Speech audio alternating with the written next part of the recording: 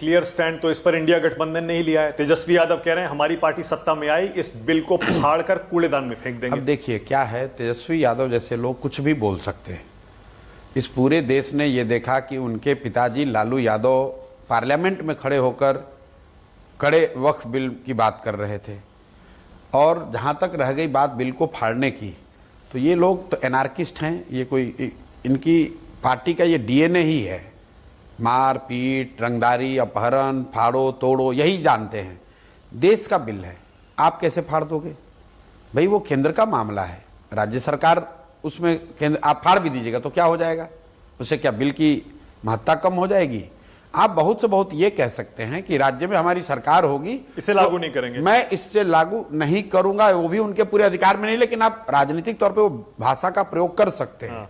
लेकिन बिल को फाड़ दूंगा, ये तो पॉपुलिस्ट एक बात कहने की है। क्लियर स्टैंड तो ले रहे हैं वो। राहुल गांधी भी ले रहे हैं, तेजस्वी यादव भी ले रहे हैं। नहीं भाई, ऐसा है, ये लोग क्लियर स्टांस तो बहुत चीज पर लिए हुए हैं। इन्होंने तो क्लियर स्टांस लिया कि हम बिहार में सामाजिक न्याय ला देंगे। आपकी सरकार आएगी तो आप क्या करेंगे? वक्फ बिल बिल्कुल की हम बात लोग कर रहे वक्फ के खिलाफ में हैं, बिल्कुल वक्फ के हम लोग खिलाफ में हैं। बात करेंगे अगर आपकी सरकार आई तो। लेकिन उसके प्रधानमंत्री लिए बिल फाड़ने की जरूरत नहीं है। राज्य की जो सरकार होगी वो उसको लागू नहीं करेगी, यही उपाय है। जो कानून संसद ने बनाया है वो सब पर लागू है। नहीं, लेकिन कम से कम राज्य के मुस्लिम तो ये सोचेंगे ना कि तेजस्वी यादव हमारे लिए वक्फ बिल के लिए केंद्र से लड़ रहे हैं। भाई ऐसा है, मुस्लिम क्या सोचते हैं इसकी ठेकेदारी ना आपके पास है ना तेजस्वी यादव के पास है। मुस्लिमों को सोचने दीजिए, मुस्लिम जो सोचेगा उसको, जो उसको बेहतर लगेगा वो करेगा। जन सुराज में हम लोग जाति धर्म की राजनीति नहीं करते हैं। मैं किसी जाति के मीटिंग में नहीं जाता हूं, मैं किसी धार्मिक मीटिंग में नहीं जाता हूं। हम लोग रोज दरगाह में जा रहे हैं, मस्जिदों में जाते हैं, मंदिरों में जाते हैं। तो जब जाते हैं आप दरगाह में, मस्जिदों में, तो मुस्लिम क्या कहता है आपसे? क्या कहता है? मुस्लिम अपनी बात कहता है। उसके अलावा भी क्या अपना दुख दर्द बांटते हैं आपसे मुसलमान? क्या ये कहते हैं कि आपको क्या लगता है? हाँ, क्या कहते हैं? मैं आपका फीडबैक जानना चाह रहा हूं। अगर 3 साल से हम लोग यहाँ घूम रहे हैं तो आप देखिए सैकड़ों वीडियो हम लोग के जन स्वराज के सोशल मीडिया प्लेटफॉर्म पर दिखेगा, जहाँ मुस्लिम बच्चे, मुस्लिम युवा, वहाँ बुजुर्ग, महिलाएं आकर अपना दुख दर्द बांटती हैं। लेकिन उनका दुख दर्द सिर्फ वक्फ बिल नहीं है। उनका दुख दर्द ये है कि जिस देश को बनाने में मुसलमानों ने भी खून पसीना बहाया है, उस देश में कहीं ना कहीं वो अपने आप को आज असुरक्षित या असहज महसूस करते हैं।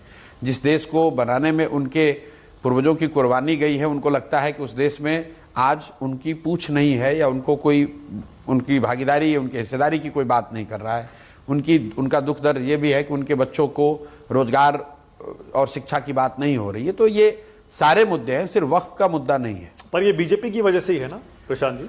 सिर्फ बीजेपी की वजह से है ऐसा तो मैं नहीं कह सकता हूं। जैसे अगर मुसलमान बिहार में जिस स्थिति में है उसके लिए सिर्फ बीजेपी जिम्मेवार है, क्योंकि बीजेपी का तो शासन यहाँ पूर्ण तौर पे रहा नहीं है। यहाँ पर तो राजद की भी सरकार रही है। अभी तक मुसलमान यहाँ के लालटेन के, राजद के लालटेन में किरासन तेल बनकर जल रहा है, लेकिन रोशनी मुसलमानों के घरों में नहीं हो रही है। रोशनी तो लालू यादव के घर में हो रही है। जल रहा है मुसलमान, जल रहा है मुसलमानों का भविष्य, जल रहा है मुसलमानों के बच्चों का भविष्य। रोशनी हो रही है लालू यादव के घर में, उनके बच्चों के घर में। उनके घर में भी रोशनी कहां है? ऑपोजिशन में बैठे हैं, विपक्ष में बैठे हैं, 15 साल हो गए।